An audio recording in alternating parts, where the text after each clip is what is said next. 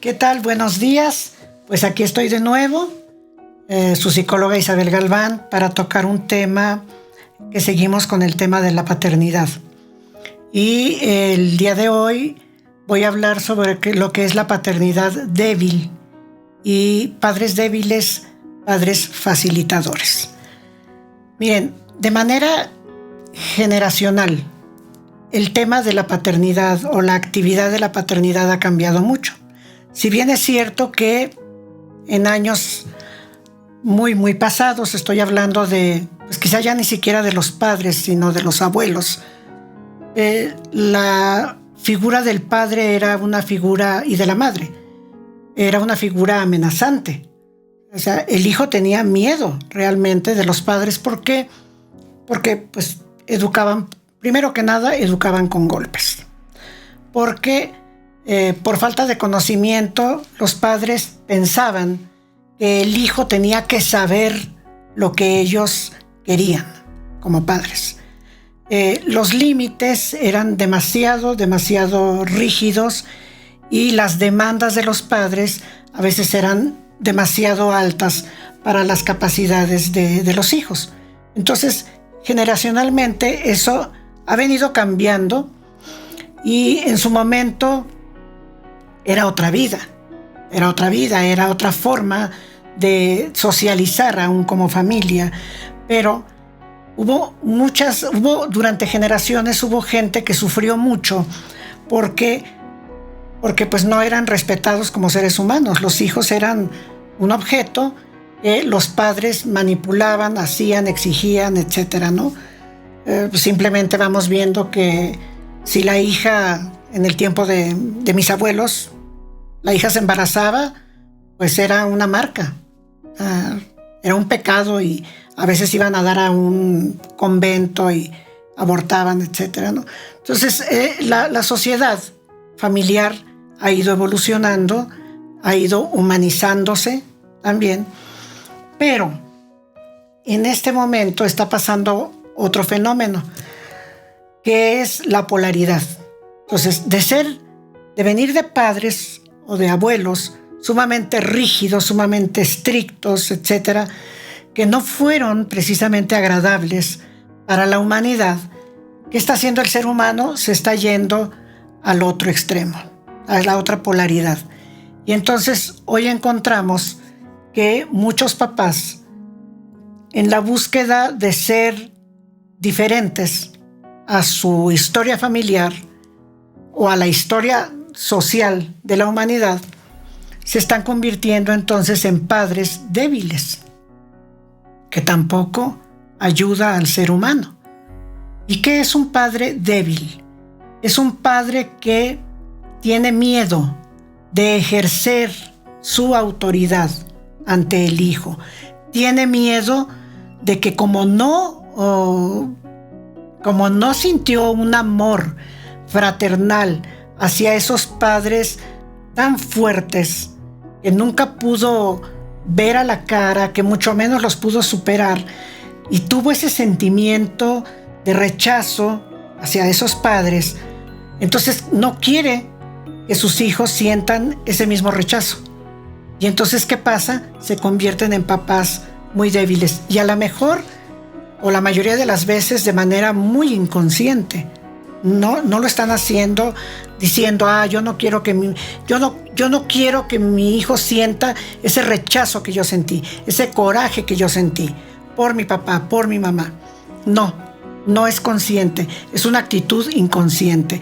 Pero hay papás que en la actualidad, y me ha tocado verlos, estoy hablando desde el conocimiento, me ha tocado ver en la actualidad papás que tratan a los hijos, y sobre todo a los hijos pubertos de entre los 12, 15, y a los hijos adolescentes de los 15 a los 18 con pinzas, porque no se vaya a enojar el hijo, porque no me vaya a voltear la cara o me vaya a parar la boca, y entonces trato al hijo con pinzas para mantenerlo contento, porque no vaya a ser que se moleste conmigo, y entonces si se molesta va a sentir, va a sentir aquel sentimiento que yo sentía hacia mi padre, hacia mi madre, y eso no quiero que suceda en mi familia.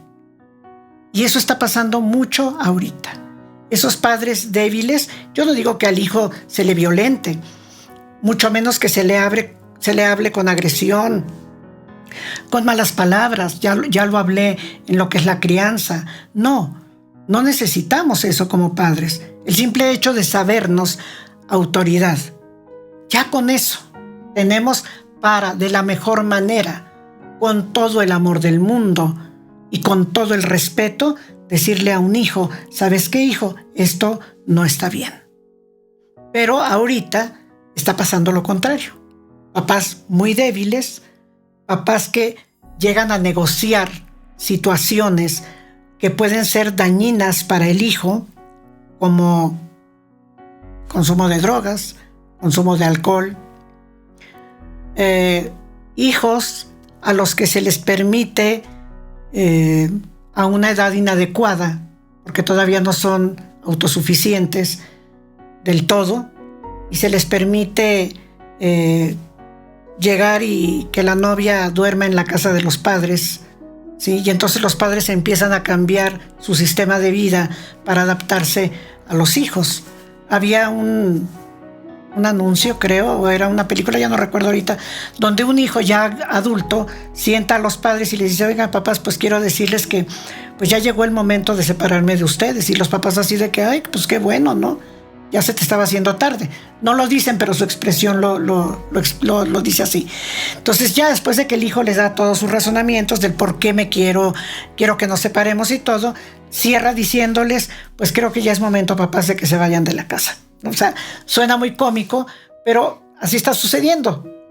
Viéndolo de una manera exagerada eso, pero finalmente así está sucediendo. Los papás que en un momento dado construyeron una familia, un hogar en donde pusieron sus reglas, ¿sí? Lo que se podía, lo que no se podía, de acuerdo a lo que ellos determinaron. Esto cambia y entonces los padres empiezan a modificar su vida para que los hijos se sientan cómodos y se adapten. Y entonces el papá termina así como en la orilla, allá en la esquina, cuando fue el creador y el formador y la madre, ¿no? de esa familia. Ahorita se está viendo mucho eso, de padres muy débiles ante su figura, ante el hijo, y que facilitan también conductas o actitudes o relación con sus padres que no va a ser la mejor. Entonces eso hay que tenerlo muy en cuenta, porque si queremos ser unos padres congruentes, conscientes, constantes en la educación de nuestros hijos, hay que tener cuidado de no convertirnos en papás débiles por el miedo, porque eso es lo único que lleva a un padre a ser débil, el miedo. Y cuando tenemos miedo, el hijo nos rebasa no de la mejor manera. ¿Y cuál es la mejor manera de que un hijo nos rebase? Que haga más que nosotros, que llegue más lejos que nosotros. Que si yo tuve la oportunidad en esta vida de tener estos logros, que mi hijo me rebase, ¿sí? Que sea más que el maestro que tuvo.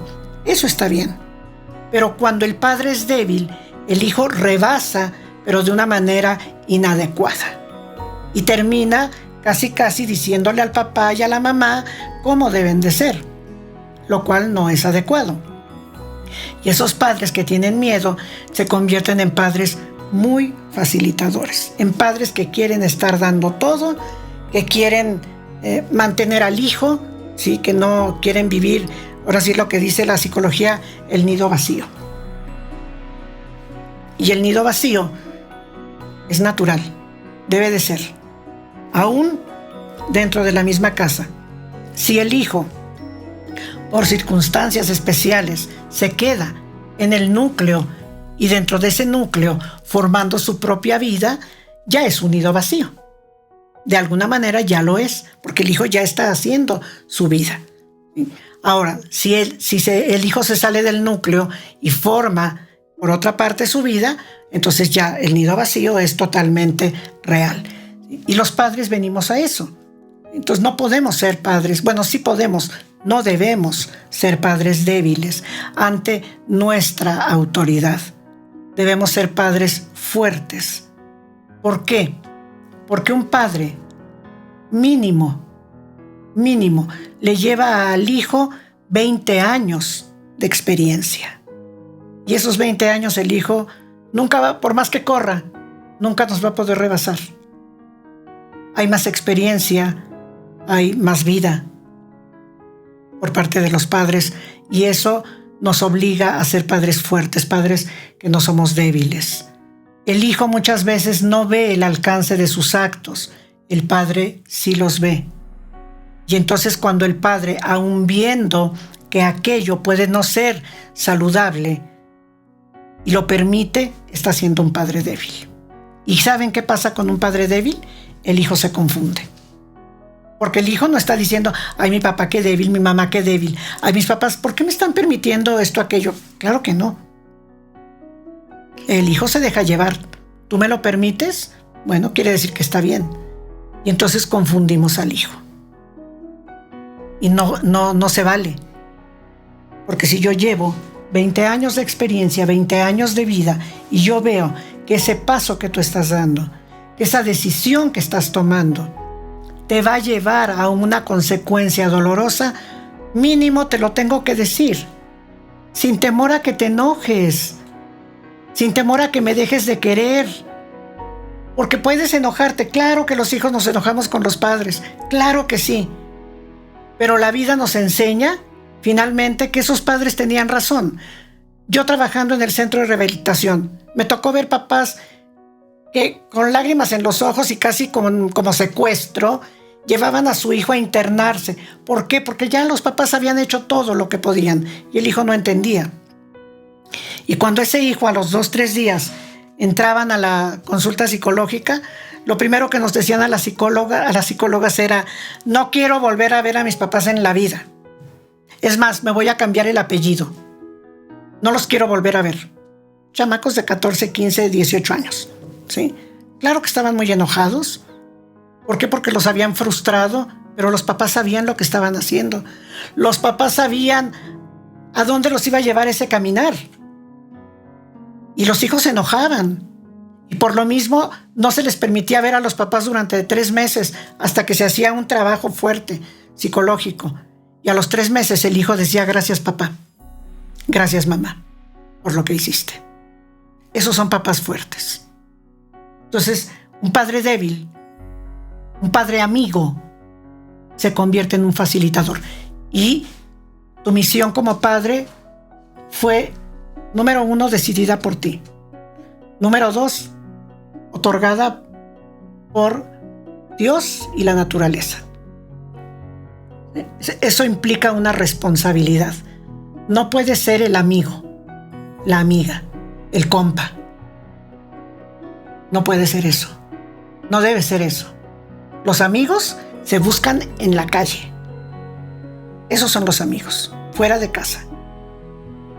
Dentro de casa no eres amigo de tu hijo, no eres amiga de tu hijo. Eres su padre, eres su madre y eres el único que en algún momento de la vida, de la existencia de ese ser humano, eres su conciencia. ¿Sí?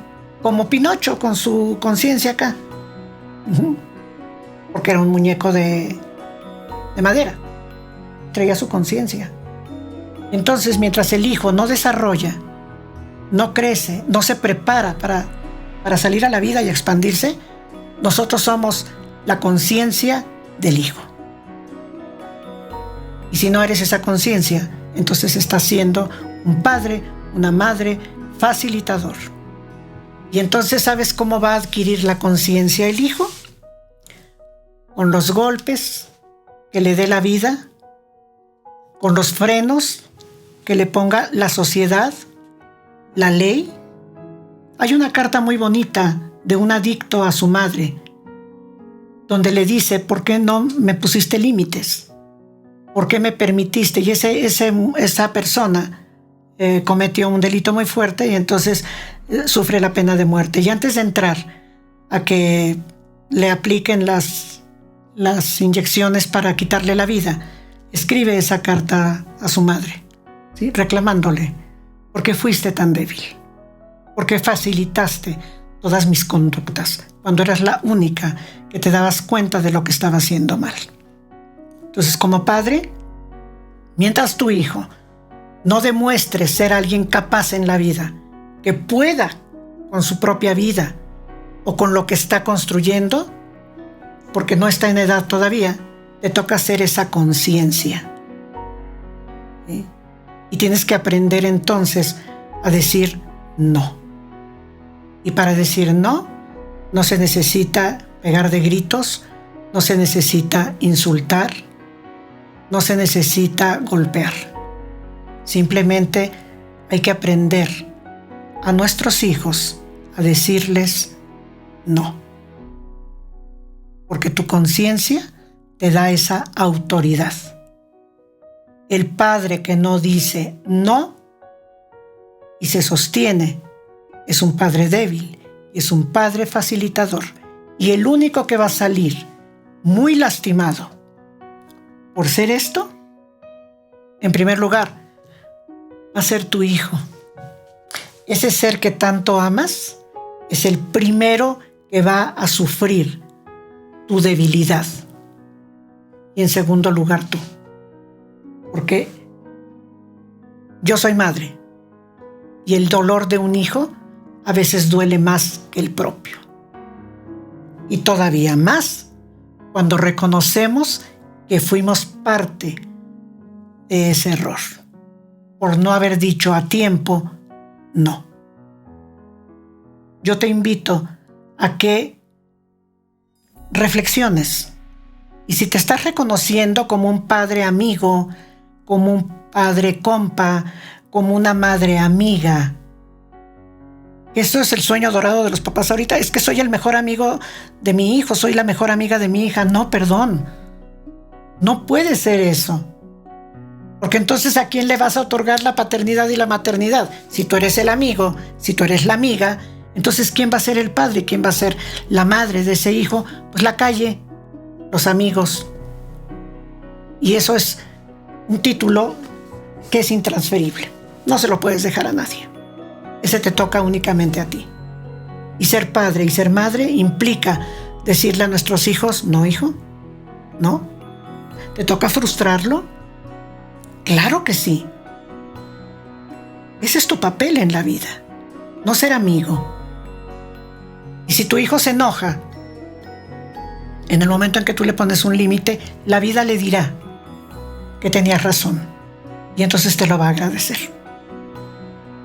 Piénsalo, analízalo, trabaja en esto. Siempre tenemos la posibilidad de hacer cambios en nuestras conductas en general.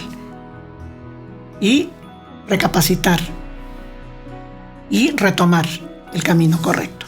Pues yo espero que te haya servido este video. Y bueno, si te gustó, por favor, darle like, picar la campanita, suscribirte y si puedes, pues compartirlo. Me vas a ayudar a mí, pero también vas a ayudar a aquellos que escuchen el video. Que tengas muy buen día y nos vemos en el próximo video. Hasta luego.